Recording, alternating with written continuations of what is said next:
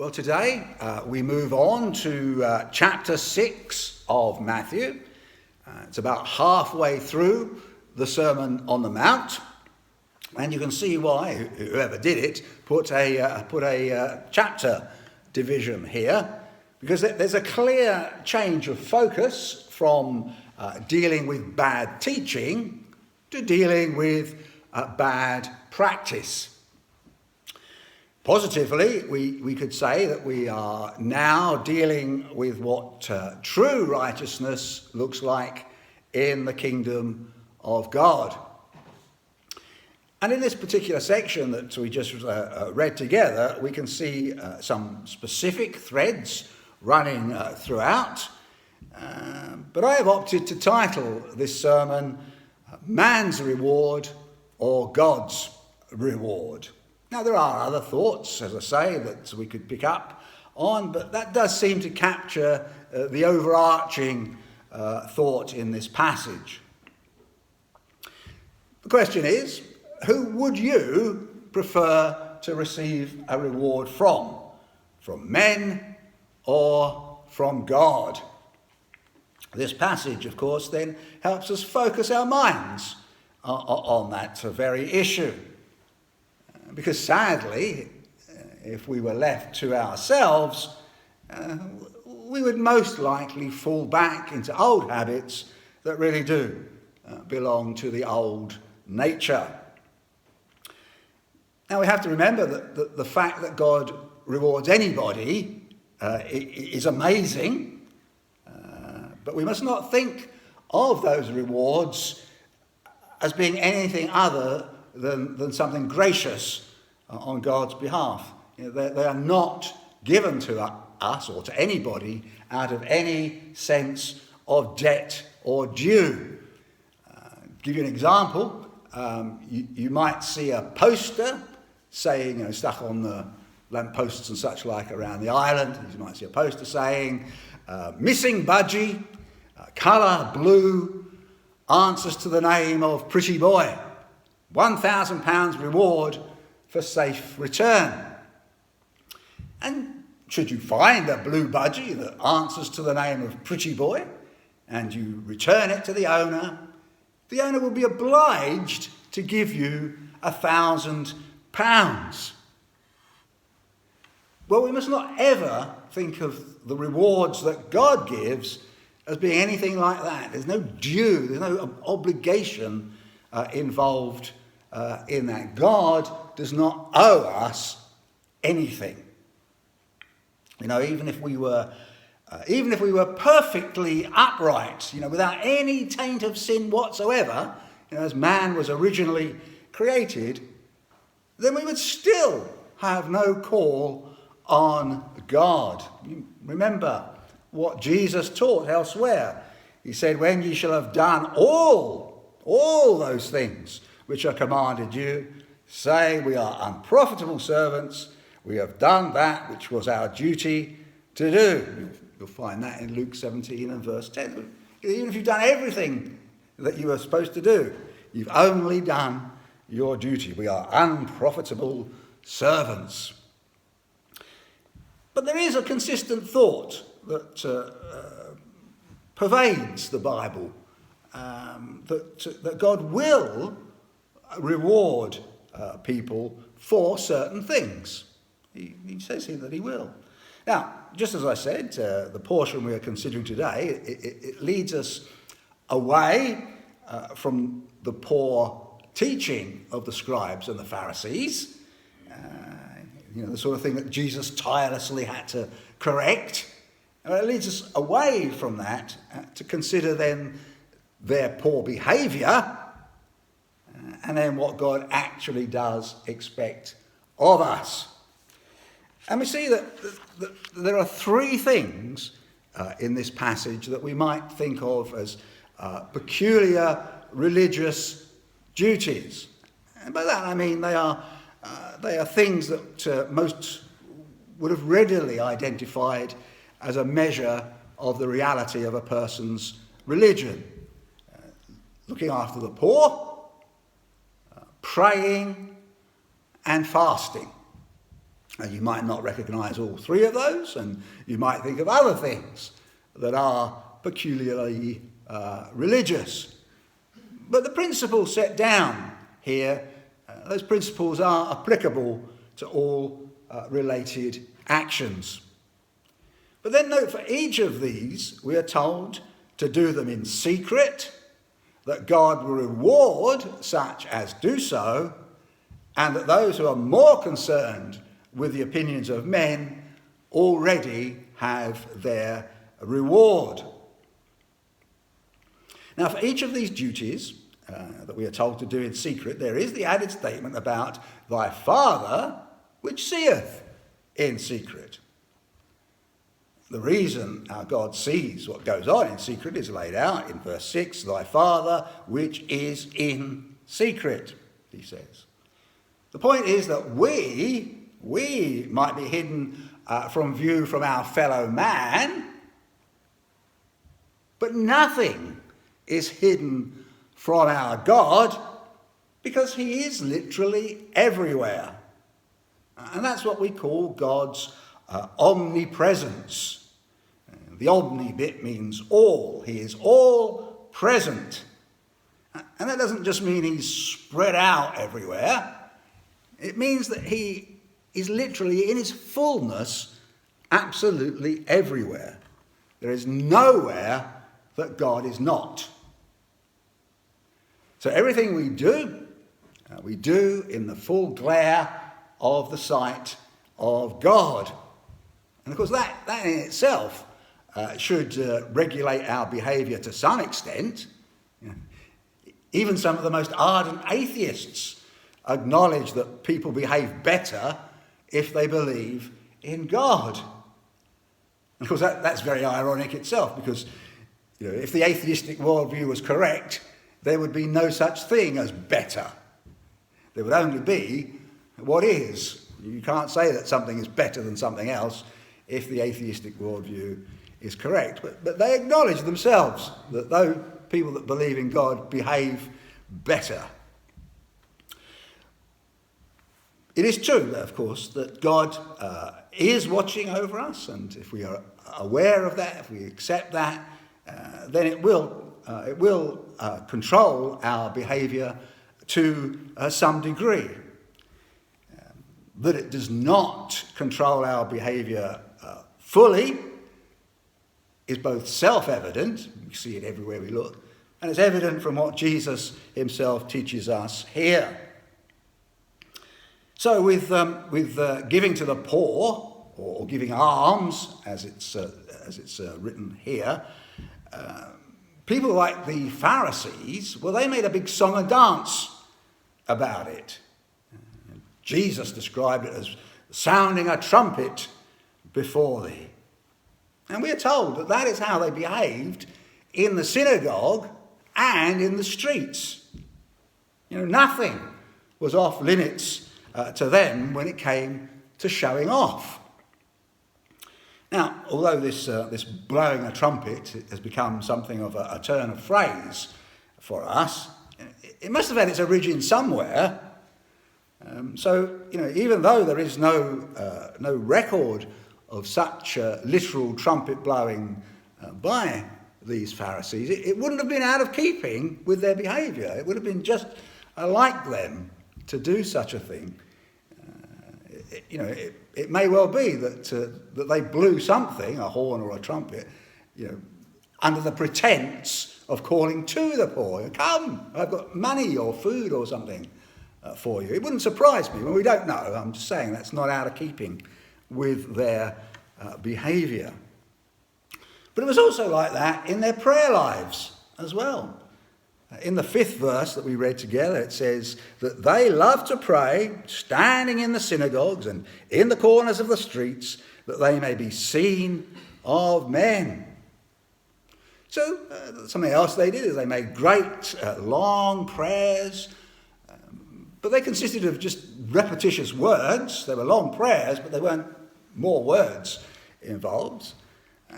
And in the light of this, it's hard to understand how any professing Christian can think that saying certain prayers over and over and over again can somehow merit them something. But sadly, some do. They do. Yet here it says that such behaviour belongs to the heathens. And then, when it came to fasting, which of the three duties laid down here, it would have been the easiest one to do in secret, well, the scribes and Pharisees still managed to make sure that everybody knew that they were fasting. They would make sure that they looked like they were going without. And, you can imagine, say, an austere or gloomy faces, unwashed and unkempt hair. Nobody was allowed not to notice that they were fasting. But in each of these three instances, Jesus says they have their reward. On the face of it, it sounds like they got something from their hypocritical behaviour. But the warning was in that word there. They got their reward. They got what they were after, which was the praises of men. They didn't do what they were doing with any real sincerity. And as such, then, they would get no reward from God. It was like when they had done all that they had done, they got this sort of this receipt paid in full, stamped on what they had done. They had nothing more then to look forward to or to expect. And of course that's rather pitiful when you think about it, because the echoes of men's praises soon fade away.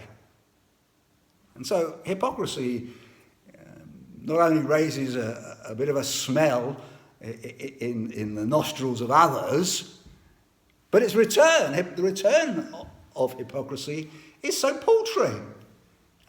Now, when I think about it, I think about those poor guys that drive around our island in those big yellow carts, the cesspit drivers, the stink tanks we call them. And I think, that what an awful job, what a stinky job to have to do. And I'm sure the pay is not particularly good, and yet they do that stinky job for a paltry pay. Well, that's like what these Pharisees were doing. Their hypocrisy was stinking in the nostrils of those that could see it, and in return, the praise of men that suddenly fades away is nothing as well. Anyway, no doubt those men, like the Pharisees, they revelled in being seen to be a cut above others. But they clearly didn't see how little they actually gained from what they were doing and what they were forfeiting for this little applause. It reminds me very much of the song Wish You Were Here. I don't know if you've heard it. It's quite old now, but the lyrics include, did they get you to trade your heroes for ghosts, hot ashes for trees, hot air for a cool breeze, cold comfort for change? You see, the reward of the praise of men instead of the reward from God really is like hot ashes instead of trees. It beggars belief that anyone would put in for such an exchange. But such is the corruption of the human heart that we do so often make such foolish trade-offs. And because of that, it's hardly any wonder that adverts that stoke up our desires to want whatever it is that they're selling and to want it now, it's no wonder, given the corruption of the human heart, that those adverts are so successful. But then that's another story. For now, we should beware of the hypocrisy that is latent in our hearts. But then, as we see here, Jesus isn't just denouncing bad behaviours. He tells us what we should do in these arenas. Notice that in each instance of those three things, he says, when you do them. Verse 3, when thou doest alms. Verse 5, when thou prayest. Verse 16, when ye fast. Although these Pharisees and such, although they did these things badly and with altogether the wrong motive, that does not nullify the expectation that these are the kind of things that we should be doing. They are not optional as such. They are core elements of true righteousness. So then, let's see what behaviours will result in being rewarded by God. As we've seen, it is doing these things in secret that generates the expectation of being openly rewarded by God. The first verse of the chapter says, "Take heed that ye do not your alms before men to be seen of them. Otherwise ye have no reward of your Father which is in heaven." Now, actually that might raise the question that, does that conflict with what Jesus said a little earlier in chapter 5 and verse 16? That verse stated, "Let your light so shine before men that they may see your good works and glorify your Father which is in heaven." Now, are these two statements then in conflict? Well, I'm sure you know the answer. No, of course they're not. Of course they're not. You can see from the aim of each statement that something different is in view in each case.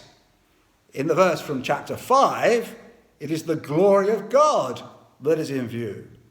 While here in chapter 6, Jesus' concern is that we are kept from self-glory.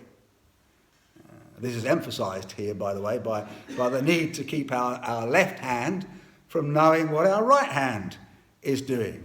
So in other words, we shouldn't even be keeping a tally of the kind of things that we do. These things should be so automatic to us that we don't even really think about what we are doing.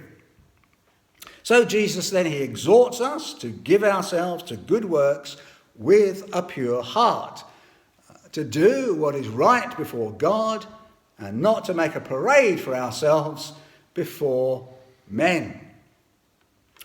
So let's then consider these three things that are spoken of in the passage. Now, caring for the poor is the first on the list. And this is not as easy as it used to be.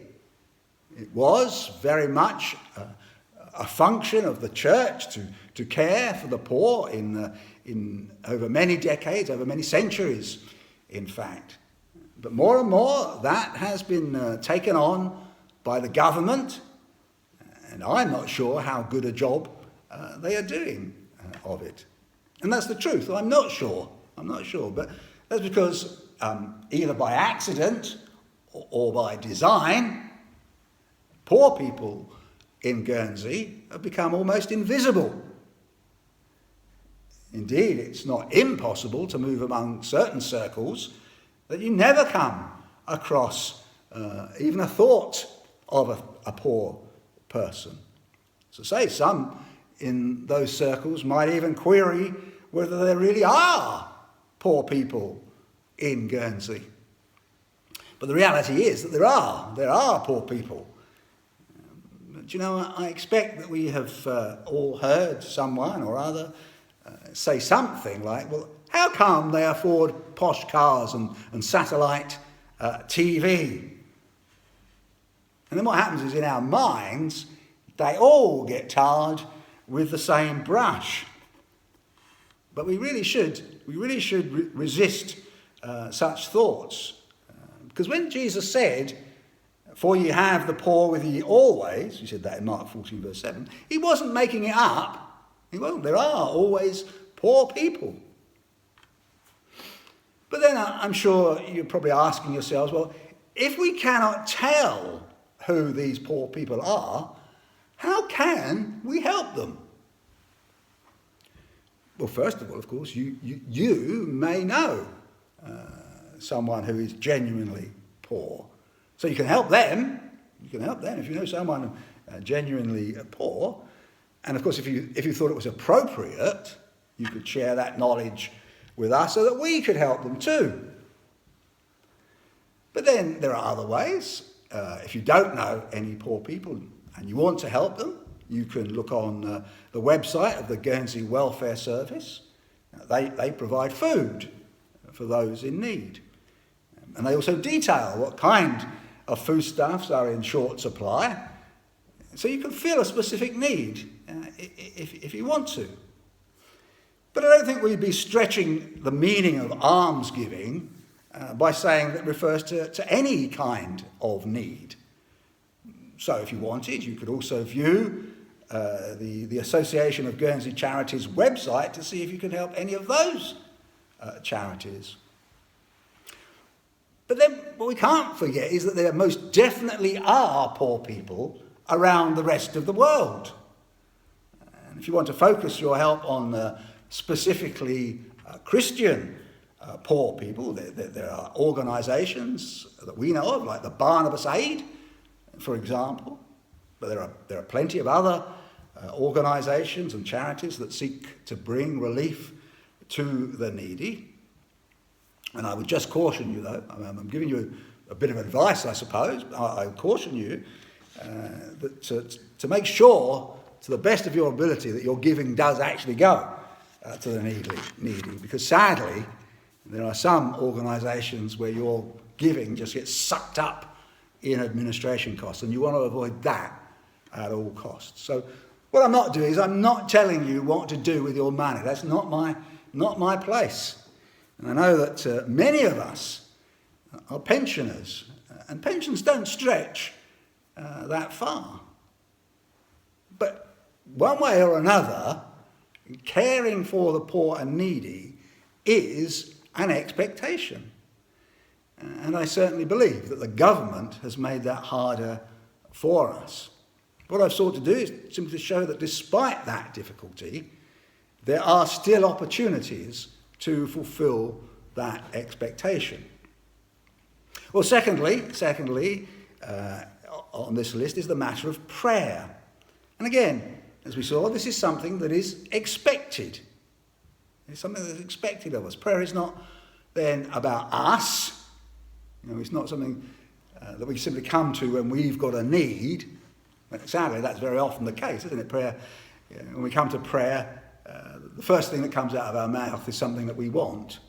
Well, there is a legitimacy to that, but that's not what it's all about. And neither is it about giving great, long, oratorical proclamations. It's not a matter of mumbling the same words over and over again as if it was an incantation or a magic spell. What prayer is, at heart, is drawing close to God. It's drawing close to God to seek his aid in us fulfilling his will. So we must take note then that while Jesus warns against the Pharisees' public ostentations, I suppose we call them, in their public prayers, he's not saying that public prayers are forbidden. You can't do that. But the idea of shutting ourselves away from the sight of men when we pray, then is to guard against that very folly that the Pharisees were given to. And I would certainly urge everyone, every believer, to have a quiet time away from others, to open your heart to God. But we can see, as I say, that Jesus is not issuing a blanket ban against public prayer. Indeed, we can actually see from his words that this sort of corporate prayer, praying together, is actually deemed to be the most common form of prayer. He says in verse 9, he says, "After this manner, therefore, pray ye, our Father which art in heaven." Our Father. So there's an expectation that we will be together for times of prayer. And that, of course, is exactly what we see in the early church, isn't it? We see them coming together in the book of Acts, and they're often in prayer together. But Jesus does use very forceful language here to keep us from behaving like the Pharisees. Now then, with regard to what we call the Lord's Prayer, which was in the passage we read together, I don't want to go into it in too much detail. I think that is best covered in a Bible study, and God willing I'll get to do that before too long. But we can't bypass it altogether, obviously. That would be foolish as well. So what can we say? Well, first of all, we can't tell God things that he doesn't know. That's the first thing we can say. So that's why it begins with our prayers being Godward. Like I was saying just now, we do often have a tendency to think of ourselves first. So the request for something comes first from our lips. But you see from the Lord's Prayer that first of all, it is Godward. So it doesn't matter how legitimate our request for ourselves may be. We are being taught here by Jesus that as in everything else, so in prayer, God comes first. But even as we recognise that, we still recognise that we draw close to him as children to a father. Now that's really important to us. We have a family relationship with God. We should therefore have a certain amount of ease in prayer. No, I know we don't very often. We don't have ease in prayer, but the fact that we are God's children means we really ought to have, and we should have. And I suspect that some of the problem that we have in prayer is the concern that we can't find, just the right words.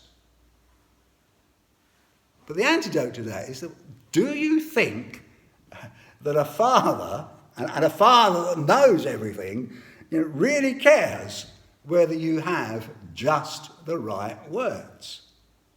Of course not. Of course not.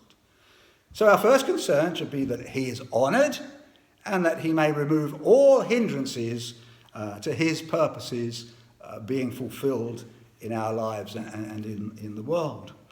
Of course, the great majority of our society cares nothing about the honour of God and would not willingly submit to his rule. And so we are therefore urged to pray that by his Spirit and by the preaching of the gospel, people's hearts would be changed. That more and more people would do this, and that there would be more and more people doing it. And so having prayed for such things, the focus does then turn to us, and we are to recognise our reliance on God for all things, and we are not to ask for things that we don't actually need. That's why the words are restricted to asking for our daily bread. Our daily bread. We don't need all the other things we've got. I'm sure we're glad that we've got them, but we don't need them, and therefore we shouldn't be asking for more of them. But then we are also to recognise that in our fallen condition and weakness, we are to seek to be forgiving people just as God forgives us. And furthermore, as it says, we pray that he would keep us from temptation from all sides, from self, from the old nature, from the world, and of course from the devil. We are to ask this because we should know how easily we would give in if we were left to ourselves. But then the third thing that Jesus speaks to in our passage is fasting. Now, I would have to say that this is an area where I really do fall down. But Jesus does say, when ye fast. When ye fast. Now, I can't tell you how often I've fasted, but I can tell you that it hasn't been that often. I'm not sure then that we have very specific direction on this matter, and that therefore may suggest that it should be for particular or unusual or drastic circumstances. That may be the case. But what we can clearly take from this is that it is an expectation, and that we should not do anything to draw attention to ourselves when we do fast. And in saying that it's a thing that to do in exceptional circumstances, I think you can draw that out even in this passage where we read together, because it spoke about when thou doest alms, that's you personally, when thou prayest, so that again is you personally, but when it talks about fasting, it's ye. So it's like fasting is a group thing, so that does add weight to the thought that when there's something big, like a war, for example, that the church probably comes together to fast and pray together. That's a possibility that I draw from these words. But as I said at the outset, the overarching thought in this passage is man's reward or God's reward. And I've spoken about the paltry nature of man's reward. But what of God's reward? What is that? Well, first of all, as Jesus makes clear, God's reward is for those that fulfill their duty in as simple and God-glorifying manner as possible. Now, it's not altogether impossible to receive rewards in this life, but ultimately, God's reward is a place in heaven.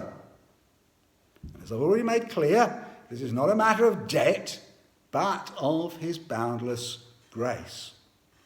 But Jesus, later on, he makes clear the nature of the reward. He says in Matthew 25 and verse 21, he's speaking in a parable form here. He says, his Lord said unto him, well done, thou good and faithful servant. Thou hast been faithful over a few things. I will make thee ruler over many things. Enter thou into the joy of thy Lord. But then when he went on to apply that, he said in verse 34 of the same chapter, then shall the king say unto them on his right hand, come ye blessed of my Father, inherit the kingdom prepared for you from the foundation of the world. So it's a kingdom. Your kingdom is your reward compared to the echoing away praise of men. See the gulf between the applause of men and the gifts of God are quite simply immeasurable. It's like I said in that song, it's hot ashes for trees. Why would you not want to listen to Jesus? Why would you give up so much for so little? Well, I can only say to you, don't do it. Amen.